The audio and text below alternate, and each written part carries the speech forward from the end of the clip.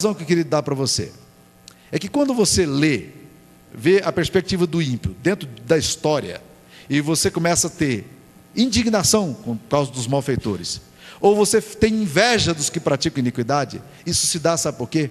Porque a sua leitura não é uma leitura completa, ela é uma leitura parcial. Além dela ser equivocada, ela é parcial da história.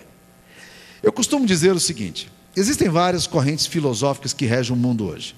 De certa forma, elas se afunilam no sentido de que todas elas são anticristãs. Mas uma das correntes filosóficas que fez um enorme sentido ao meu coração, na minha mocidade, foi o existencialismo. Aquele existencialismo mesmo, batido, da Simone de Beauvoir, Karl Jasper, Karl Barth, Jean-Paul Sartre, Albert Camus. Esses homens fizeram um enorme sentido no meu coração. O que eles diziam era muito contemporâneo. O que eles falavam, muitas vezes, fazia muito sentido na minha vida. Mas eu comecei a perceber, lendo outros autores cristãos, que me ajudaram muito a entender isso um pouco, que no existencialismo, você diz o seguinte: a existência precede a essência. Portanto, não interessa o que você é. Se você está com vontade de fazer, faça agora, porque você só tem o agora para fazer. Mas uma das coisas que me chamou muita atenção no existencialismo foi o fato de que no existencialismo eles não consideram a leitura toda da vida. Por exemplo, o existencialismo pensa no aqui e agora. Você sente desejos, faça. Você está com vontade, satisfaça. É agora, porque só tem essa vida para viver. E o que interessa é a sua existência, não a essência. Mas eles desconsideram duas coisas que o cristianismo não desconsidera. Primeiro, eles desconsideram de onde nós viemos.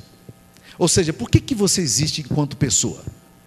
Qual é a razão de você ser alguém? Você entendeu um dia que você foi criado à imagem e semelhança de Deus, para louvor e glória de Deus? Você entende que um dia você foi chamado por Deus para experimentar o amor dele, a bondade dele pela sua vida? Você entende que você foi criado com uma missão e que você não é a peça solta nesse universo? Você entende que você não é fruto do acaso e da coincidência, mas é fruto do amor de Deus por você?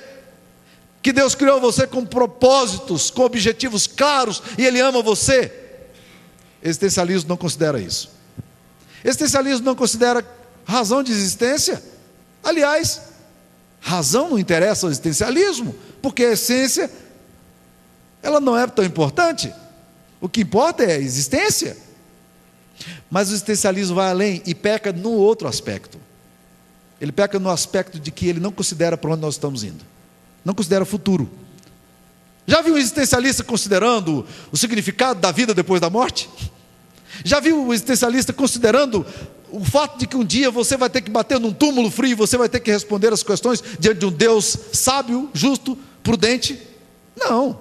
Isso é discurso das escrituras sagradas, esse discurso do cristianismo. O existencialismo nunca para considerar onde ele vai.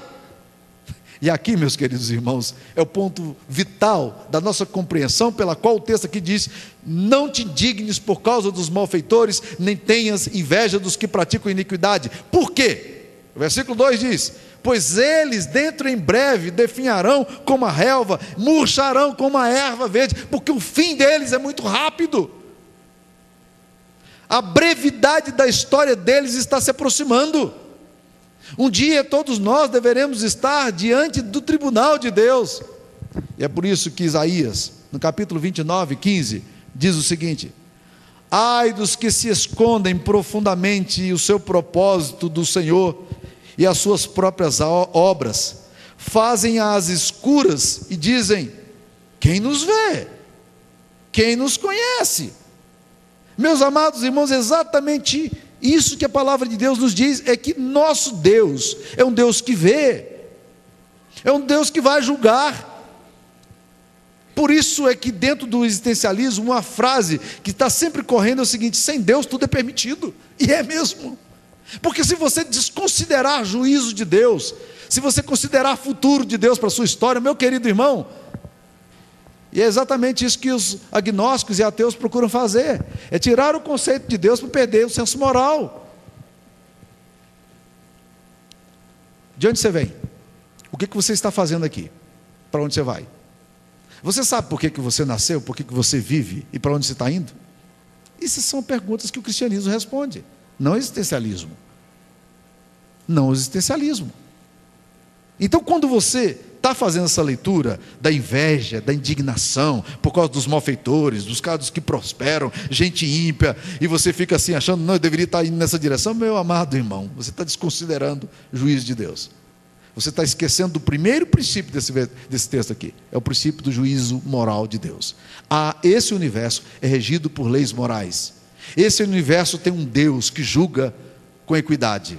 Esse universo tem um Deus que sabe todas as coisas e que nada foge da sua visão e da sua compreensão. E todas as coisas serão julgadas diante daquele que sabe todas as coisas.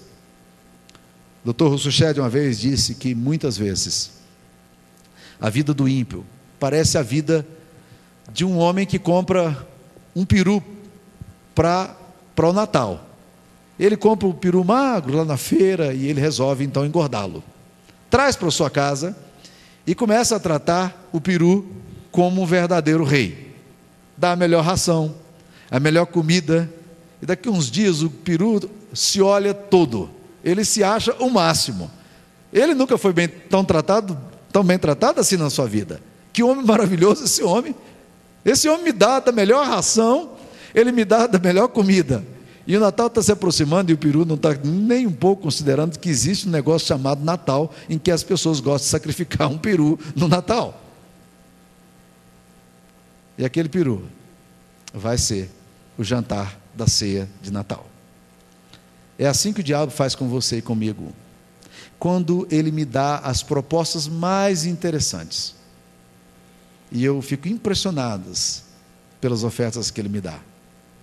Nunca se esqueça, meus queridos irmãos, que todas as maçãs do diabo são bonitas, mas todas elas têm bicho. Todas elas têm bicho.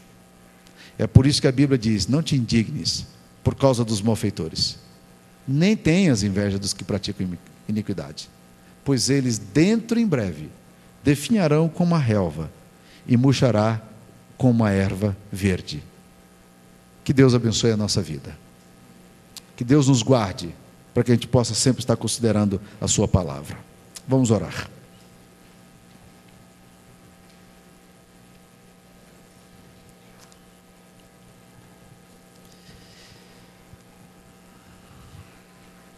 Pai, nós queremos te agradecer por Jesus.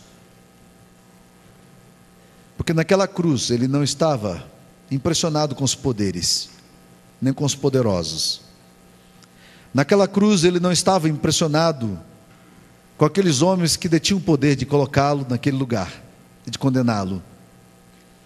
Ele não estava com inveja nem impressionado com a glória temporária daqueles homens que o crucificaram.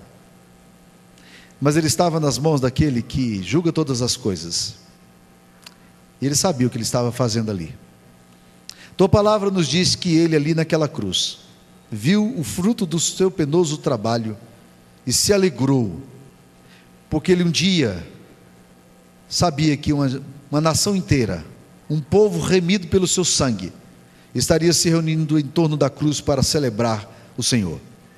Obrigado, porque a vida de Jesus nos ensina a não nos impressionarmos com os poderes temporários, mas nos impressionarmos com o amor maravilhoso do Senhor e com a grandeza do teu poder e da tua majestade. E é no nome de Jesus que nós oramos agora. Conceda-nos a bênção, Pai, estarmos sempre firmes no Senhor, olhando para a tua bênção e apreciando tudo que o Senhor tem feito por nós. Em nome de Jesus. Amém.